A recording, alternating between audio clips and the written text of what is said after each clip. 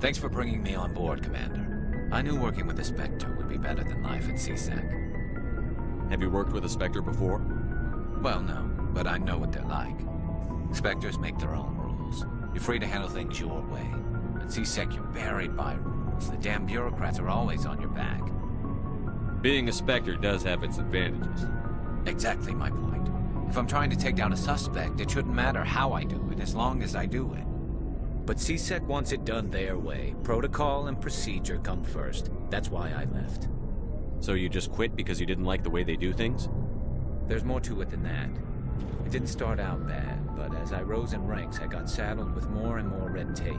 CSEC's handling of Saren was typical. I just couldn't take it anymore. I hate leaving. I hope you made the right choice. I'd hate for you to regret it later. Well, that's sort of why I teamed up with you. It's a chance for me to get off the Citadel, see how things are done outside CSEC. Either way, I plan to make the most of this. And without CSEC headquarters looking over my shoulder, well, maybe I can get the job done my way for a change. As long as you do your job well, you're free to go about your business as you see fit. Thank you, Commander. Hey, Commander. Looking for some extra supplies before you head out? What have you got? Whatever you want. Armor, weapons, mods. It's not standard Alliance issue, but that's not necessarily a bad thing. Well, as long as you don't mind paying for it. Why should I pay you for my weapons and armor? My stuff doesn't come from the Alliance. I have to purchase it myself, and it's not cheap. Hell, the licenses alone have set me back more than I'd like. But no licenses, no goods. Without the goods, I'm out of a job. Let's see what you've got. You bet, Commander.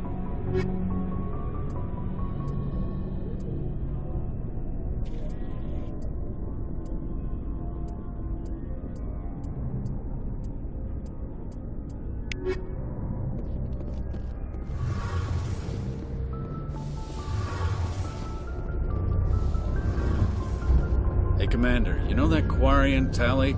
She's been spending all her time down here asking me about our engines. I'll tell her to leave you alone. What? No, she's amazing. I wish my guys were half as smart as she is. Give her a month on board and she'll know more about our engines than I do. She's got a real knack for technology, that one. I can see why you wanted her to come along. I figured she'd be a real asset to the team. You got an eye for Tali, Commander, but I'm guessing that's not why you came down here. Where else have you served, Adams? If you name a class of Alliance ship, I've probably served on it. Everything from dreadnoughts and carriers right down to frigates like the Normandy. My last assignment was on the Tokyo, only a cruiser, but she was a good ship. Couldn't hold a candle to the Normandy, though. I want to know more about the Normandy. She's the best ship I've ever served on, probably the fastest vessel ever designed. She's the only one using the new Tantalus drive core. What's so special about the Tantalus drive core? Proportionally, it's about twice the size of any other vessel. Not only are we faster, but we can run at FTL speeds longer before we have to discharge the core. Fill me in on the IES stealth systems. How does it work exactly? You can't hide a ship out in space. They emit too much heat and radiation. Too easy for sensors to pick them up, unless you find a way to capture those emissions.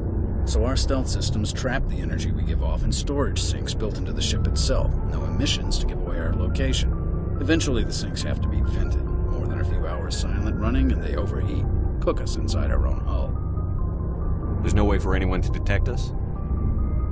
A visual scan can still pick us up. Anyone looking out a window can see us plain as day. But you have to be pretty close to get an actual visual out in space.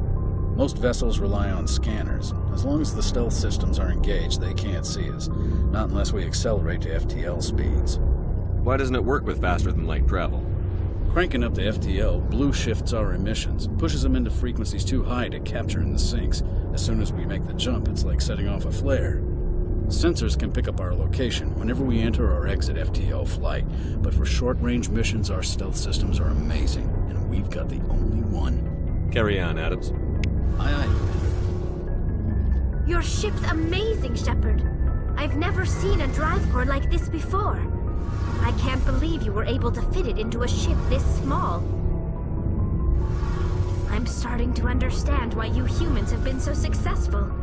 I had no idea Alliance vessels were so advanced. The Normandy's a prototype. Cutting-edge technology. A month ago, I was patching a makeshift fuel line into a converted tug ship in the flotilla.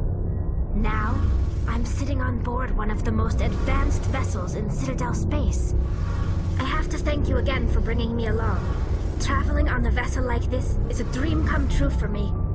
I had no idea you found ship technology so interesting. It comes with being a Quarian. The migrant fleet is the key to the survival of my people. Ships are our most valuable resource. But we don't have anything like this. We make do with cast-offs and second-hand equipment. We just try to keep them running for as long as we can. Some of the fleet's larger vessels date all the way back to our original flight from the Geth. I can't believe your fleet's still using ships that are 3 centuries old. They're constantly being repaired, modified, and refitted. They aren't pretty, but they work. Mostly. We've tried to make ourselves as independent as possible on the flotilla, grow our own food, mine, and process our own fuel. But some things we just can't make on our own. A patch to maintain the hull integrity requires raw materials we just don't have. That's why our pilgrimages are so important. Tell me about your people. Our lives aren't easy. Resources are scarce, and we are constantly on the move. Everything we do must in some way contribute to the continuation of the migrant fleet. There are 17 million Quarians in the flotilla, and each of us relies on the others for survival. The bonds among my people are strong. Unfortunately, we have had to surrender many of the freedoms and civil liberties other species take for granted. What kind of freedoms? Well, it's illegal for parents to have more than one child. If our population grows too much, it would strain our resources to their breaking point. Of course, we also can't allow our numbers to become too few. If our population is in decline, the rule against single births is temporarily repealed. In extreme cases of population decline, incentives are even offered to encourage multiple births, though the Conclave hasn't had to take such measures in nearly a century. That's your government. The Conclave is our civilian branch of government. Each ship can elect a representative to serve on the Conclave and make decisions that affect the fleet as a whole. On matters that affect an individual ship, however, the captain has the final say. It's a tradition that dates back to the early days, when the fleet was governed by martial law. Fortunately, most captains nowadays are smart enough to have an elected council from their crew to give them advice and guidance. So the ultimate power rests with elected officials. In practice, the Conclave and the respective council for each ship tend to set the rules that govern our daily lives. But in theory, we are still under military jurisdiction. The 5 top-ranking military officials in the fleet serve on the Admiralty Board. These 5 have the power to overrule any decision by the Conclave in case of emergency. To do so requires unanimous agreement among the Admiralty, and they can only do this once. After that, the entire board must resign their posts. It's a safeguard that served us well. In nearly 3 centuries, the Admiralty Board has only overruled the Conclave 4 times. I want to know more about the Geth. I doubt I can tell you anything you don't already know. It's been almost 3 centuries since they drove my people into exile. All I know is the story of their origins. What they were when we created them, and how they turned on us. Interesting. The Geth were originally created to serve as an automated manual labor force. Initially, their intelligence was as limited as any VI. Over time, we made small modifications to their programming to allow them to perform more varied and complex tasks, bringing them closer and closer to true AI status. How come the Council didn't step in and stop you?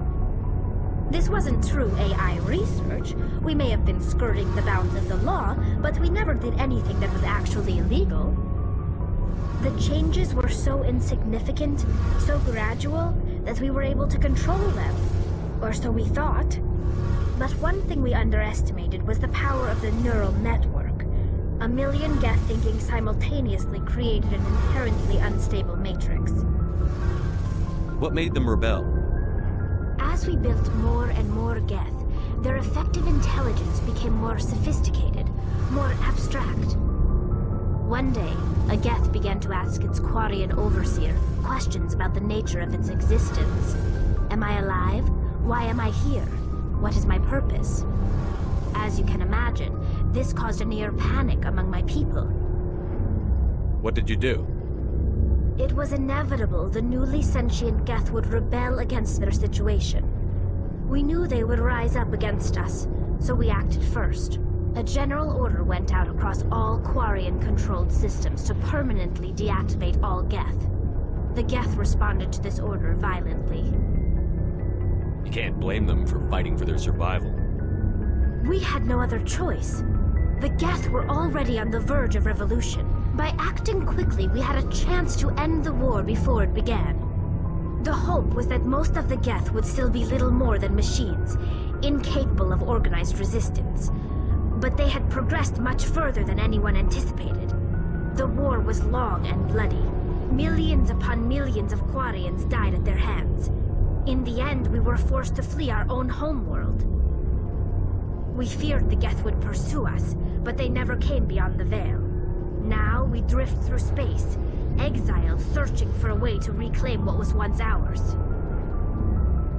I want to know more about the pilgrimage. When my people reach maturity, we leave our birth ships and seek acceptance with a new crew. It's necessary to maintain genetic diversity among the fleet.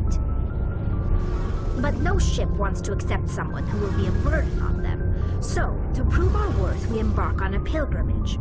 We set out alone, leaving the flotilla and our families behind us. We only return once we have found something of value we can bring back to the fleet. This is presented as a gift to the captain of the respective ship we wish to join. If the gift is accepted, we are welcomed into the crew. Can a captain choose to reject the gift? That doesn't happen often. Most captains are eager to increase the size of their crew.